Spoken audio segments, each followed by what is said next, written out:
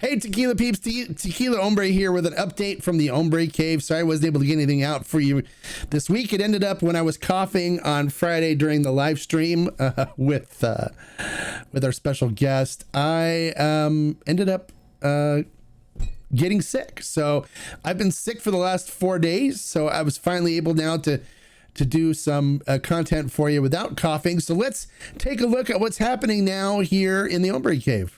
All right, so what's happening here in the Hombre Cave, as you know, we've been talking a lot recently about how wine and tequila are very similar in their primary production processes. So to show this off, we're doing a Cabernet Sauvignon here since we can't really make tequila legally in the United States.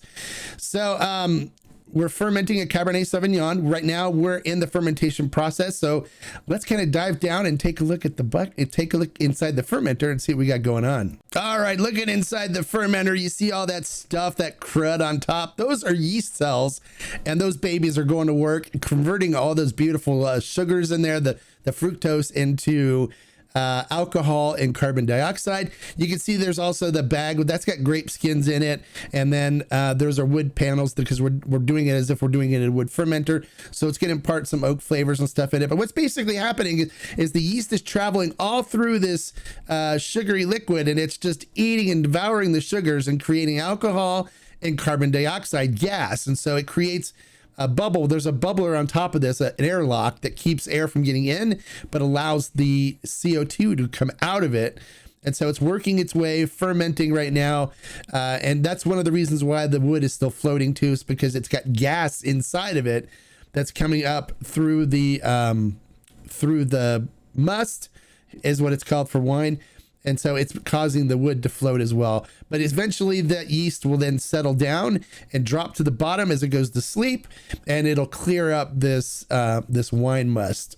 Now, while I was sick, I decided to also start a Chardonnay for my wife. So I'm doing a Chardonnay batch as well. And you can see here in the buckets, you see the gas bubbling up through the airlock. That's letting the CO2 out as the yeast does its work on the Chardonnay here. And then the bigger fermenter has got the Cabernet Sauvignon in it.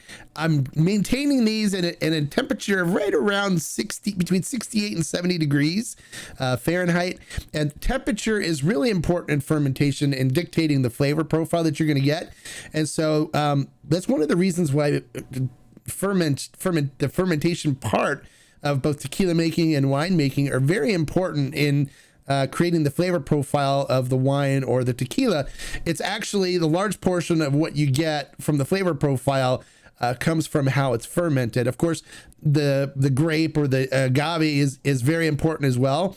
But if you don't do the fermentation right, you could ruin your batch of agave spirits or wine.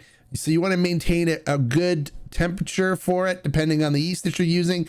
The yeast that I'm using here, it's perfect at between 68 and 70 degrees. So we're keeping it at 68 to 70 degrees. So we make sure that the flavor profile that we get of both these wines is going to be right where we want it, and perfect. And it's the same thing that happens when they ferment at the distilleries in Mexico.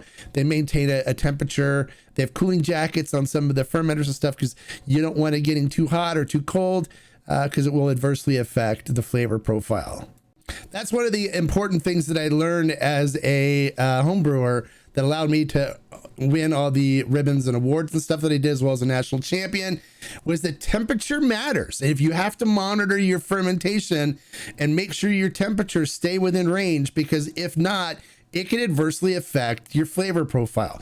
So the distilleries, the wine makers and stuff that really focus on the temperatures in which they ferment at and stuff, those are the ones that produce the superior wines or tequilas, because fermentation is extremely important. And a good example of this, and people ask me about this, the Criollo, the Banc de Tres Criollo Blanco, why is it so different from other Criollo Blancos? It's because the specialty for Sophie Dequebec, her specialty is fermentation.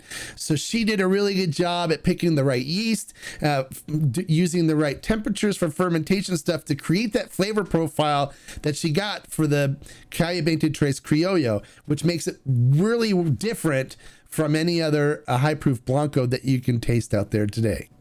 as a content piece for the Hombre Cave, I will do a video on fermentation, and we'll talk a lot about fermentation, but we'll also break them down. We'll talk about other things as well that are used, the techniques, crushing, cooking, and all that stuff, and we'll break them down into different videos so you guys can kind of understand how different things affect the flavor profile and stuff. I think it'd be really cool content here for the Hombre Cave channel. So other things that are happening in the Hombre Cave, I have a couple of brands coming in. I have a new Ricea that's on its way in that I can't wait to tell you guys about, as well as a new agave, Destilado de Agave that comes out of San Luis Potosi, which I'm really excited to tell you guys about as well. We're gonna have a special guest on Thursday of this week at 7. We're gonna do a live stream on Thursday at 7, so make sure you put that on your calendar. I'm actually gonna have a winemaker from a local winery. His name's Dakota. He's gonna come on and talk to us about winemaking and what kind of things they do, and we can talk a little bit about how it relates to tequila as well. Should be a great episode, so make sure you put that down. 7 p.m. Pacific Standard Time on Thursday here. We're gonna have a winemaker talking about making wine, and I'll be drinking some of their wine. I visited their distillery and enjoyed sipping through and trying their wines. They make really great wine, so I'm excited for him to come on and talk to us about winemaking. So that pretty much sums it up. Look for some more reviews coming up here soon. We have a live stream tonight at 7 p.m. Pacific Standard Time. Hope to see you there. Salud. Bye, guys.